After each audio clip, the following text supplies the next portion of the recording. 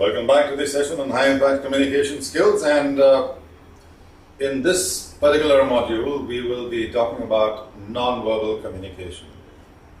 So non-verbal communication essentially is made up of two things. One, what is commonly referred to as body language, and two, what is known as voice tone and modulation. Let's start with body language first. Body language actually includes various things. So one of the first things that we could talk about there is physical appearance. Most people draw an impression of you within the first 15 to 30 seconds of meeting up with you. And that is not drawn out of the possible intellect that you have or all the charisma that you have hidden inside you. That is essentially drawn out of the physical appearance that you posit in front of them. So let's say instead of being attired the way I am right now, I came in here to do this session with you with my hair disheveled, fancy specs on my face. Instead of this jacket, let's say I was wearing a tattered t-shirt and had a stubble which I hadn't shaved for five days, and maybe in my Bermudas, you probably might not have taken me that seriously. It's also possible that within the first 15 to 30 seconds you might have just decided that Jagmohan is not a very professional speaker, and if he is attired this way, is he really going to be able to tell us anything about communicating with people? So you wouldn't really give me an opportunity to demonstrate or exhibit the expertise that I may or may not have. You would pass a judgment on me based on what? My physical appearance. So the first thing in body language is to make sure that your physical appearance is effective, is impactful. Now, there are people who say that I don't need to wear a coat everywhere that I go or a jacket everywhere that I go, and they may be right. But then, my feeling is that you might be a little overdressed than underdressed. So nobody's going to hit you on the head with a hammer just because you're overdressed, but people might be tempted to do that if you are making an error on the other side. So if I'm going for a party, I may not be dressed formally, but I may still be dressed in a manner which would make me or my presence impactful in the party. So irrespective of whether I'm casually dressed or formally attired, I guess what we're really saying is my physical appearance impactful to people? What we therefore need to do is take care of a few basics. A lot of times it's not about being casually dressed or formally attired, it's about being appropriately dressed. So look, I wouldn't say that you wear a formal jacket and a creased pair of trousers if you're going to maybe for a dance with your friends. While you might look very formal, but that's not an appropriate attire there. So over there what would probably work is more casual dress, but casual does not mean that it is slovenly or is not appropriate. So, starting with physical appearance, are my hair unkempt or are they okay? Do I have a stubble? So if I want to keep a beard, then I'd rather keep a beard. But if I don't want to keep a beard, then I might as well shave every day. Those 2-day, 3-day stubbles might look good in Bollywood or Hollywood films, do not look good when you are interacting with people or when you're meeting up with people. Basic stuff when you are attiring yourself. So if it's a casual attire and you want to wear a t-shirt, do that by all means, but make sure that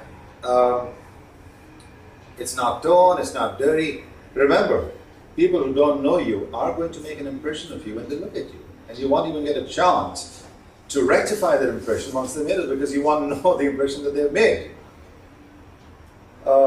If you're going for a formal meeting, or you're sitting in an office, or you're going for a job interview, I would much rather be overdressed than underdressed. So I would make sure that I have a jacket on me.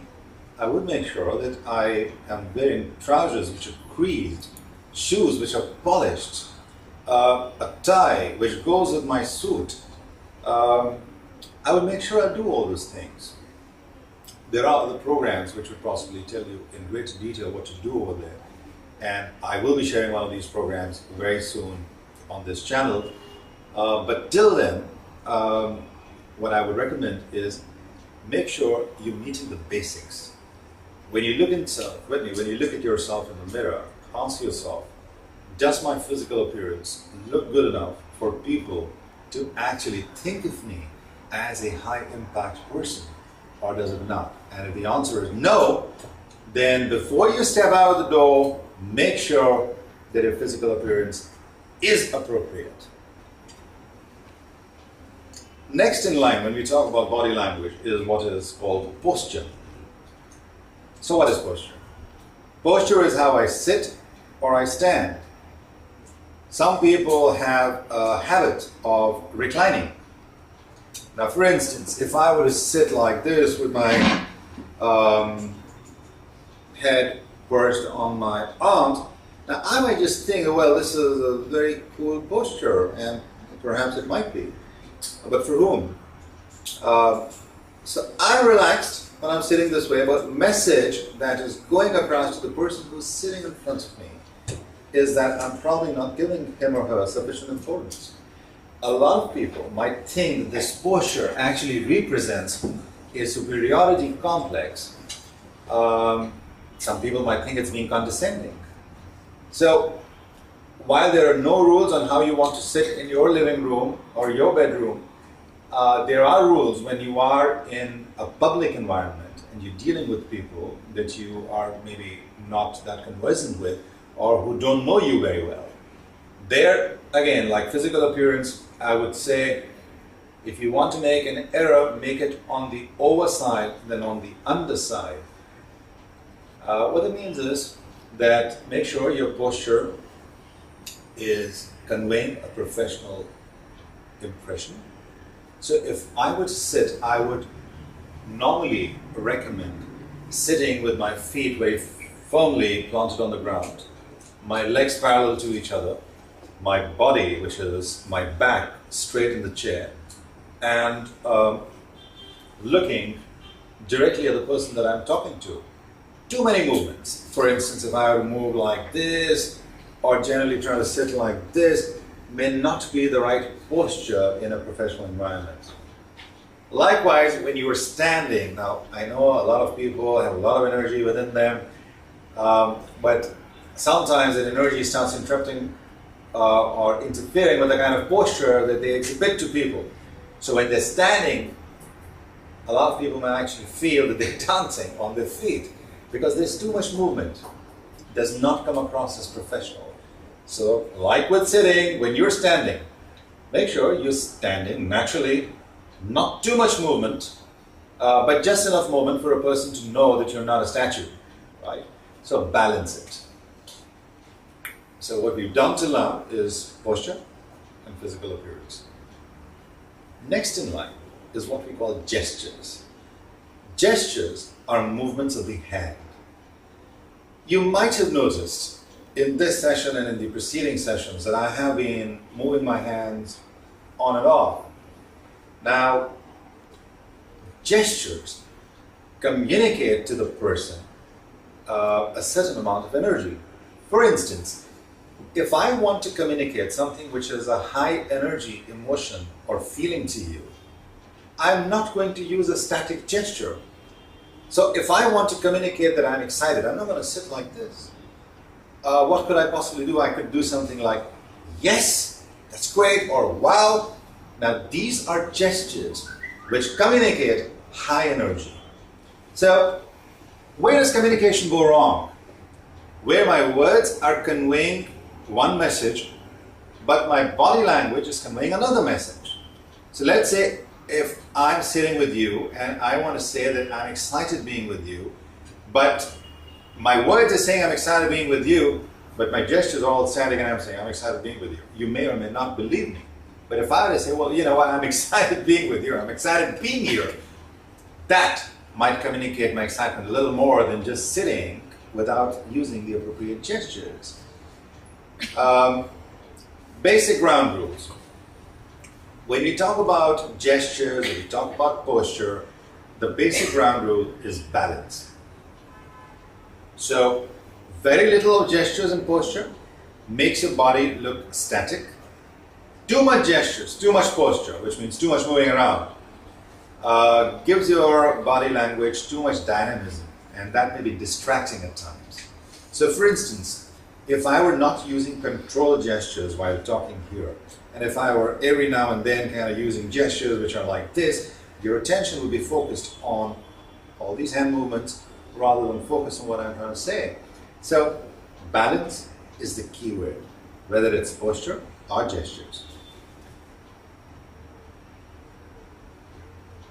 The next element when we talk about body language is what we call eye contact.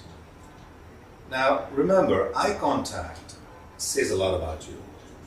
So if I'm talking to you and I am trying to avoid eye contact with you, I'm looking here or there or well up there, maybe there's something interesting happening out there, I don't know, or maybe just on the ground, you may get the impression that I have something to hide, whereas I might not have anything to hide. Or you might just feel maybe I'm nervous, anxious, or I lack confidence. Therefore, when you talk to people, whether it's one-on-one or you're talking to a large crowd of people, it's important that you maintain appropriate eye contact with them. It tells them that you're a confident person. It tells them that you're not afraid or unsure about what you're saying to them. Eye contact, however, does not mean that you gaze a person down. So if you're looking at a person and you keep staring them right in the eye all the time, unblinkingly, it's going to scare the hell out of a lot of people. In some countries, they might just haul you off to the police station for doing that. But again, balance is the key word. So we have what is called the business gaze when we talk about eye contact. It means that you're not really staring the person in the eyes.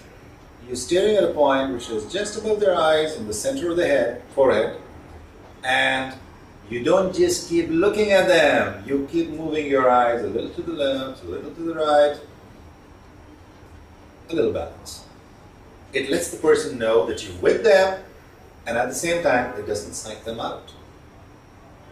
So, a little bit of feedback from a previous session. What have we done? Body language, which includes physical appearance, posture, gestures, eye contact. And the next one is a big one. And I would say that's probably one of the biggest aspects of body language. And that is your facial expression. Your facial expression is perhaps one of the most important aspects of body language. The beauty about facial expression is that you see my facial expression.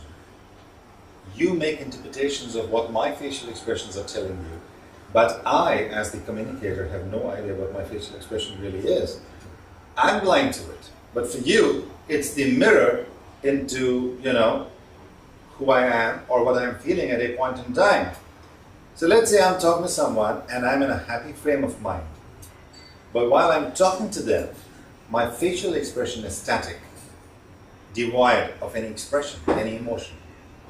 Or worse, I want to communicate that I'm happy, but I actually have a rather unhappy expression on my face. Maybe because that's the kind of facial expression I have. The person is not going to believe what I'm saying. So let's say it's Christmas Eve, I go home very excited and tell my wife, oh, you know what, it's great to be home. And my facial expression is actually telling her that I'd rather be sitting in office doing something else. Even though I might be using the words which say, it's great to be home, but because my facial expression is deadpan or maybe serious, she's not going to believe me. In fact, she may start wondering, why is this guy saying this? because he obviously doesn't seem happy being here. And that is the beginning of where communication starts going wrong. Your words and your facial expression do not match. And when they don't match, there is lack of credibility. People lose trust in what you're saying. So let's say I am in front of a client and I'm trying to tell him how great this product is. I'm trying to tell them it's a brilliant product, but my facial expression shows no excitement. In fact, my facial expression is completely bored. Even though the person is going to focus on my words, my expression is giving him a different message. The facial expression does not match the words or the verbal message that I'm conveying to the person, to the client. Result, the client will not believe as much as he might have in my product if my facial expression matched my verbal message. Facial expressions are difficult to control because, when you're talking to someone, they can see the expression that you're giving them, but you can't see your own. So how do you tackle it? One of the ways that I've found it gets easier to tackle is to know the kind of expressions that you make. So I remember when I was in school and college, a lot of my friends, and even those who were not friends, would come back and tell me that, you're a very serious kind of a person. Or half the times they would say, you're an exceedingly arrogant person. And I could never judge why they were making these statements about me. So later on, when I actually started getting interested in behavior, and I was introduced to the concept of facial expressions, I realized that my default facial expression was a very grim, a very serious expression. And because I wasn't aware what it is like when I talk to people, I wouldn't realize the impression I was giving to them is that is a very serious-minded person. And sometimes people might be forgiven for believing that, the person is arrogant. Once I knew that that is a default expression, I tried out different expressions in front of the mirror. I realized that there were certain expressions that I could use in certain situations. Over a period of time, with practice, I was therefore able to control the kind of expressions that I would use in different situations with different people. And you can do that too. But again, let me just say that we are still talking about our posture, our gestures, our facial expressions, our physical appearance, our eye contact. When we are communicating with people, a great communicator would be one who would also be focused on what the facial expression of the other person is telling him or her, what the other person's postures and gestures are telling you. So when you communicate with people, do stay focused on your body language, but also try and look at or observe the body language of the person you're communicating with. Sometimes you'll realize that that's giving you feedback. So for instance, if I'm talking to a group of people in a session, observing their body language tells me whether they're engaged or excited about what I'm saying, or whether I'm just boring them. So if their facial expression tells me that they are disengaged, I can then focus on them, engage them in different ways, maybe rouse them up with some activities, do various things. But if I were not observing their body language, I would never get a chance to do that. Or let's say I'm talking to a client. Being focused on the client's body language tells me whether the client really believes what I'm saying, or is the client moving away from me in the sales process. I can correct the sales process at that stage. Therefore, the final word on body language is be focused on your own body language, of course, but also be observant of other people's body language when you're communicating with them. Focusing on their body language will tell you a lot about how they're perceiving the words that you're using or not using, how much credibility they are according to what you're saying to them.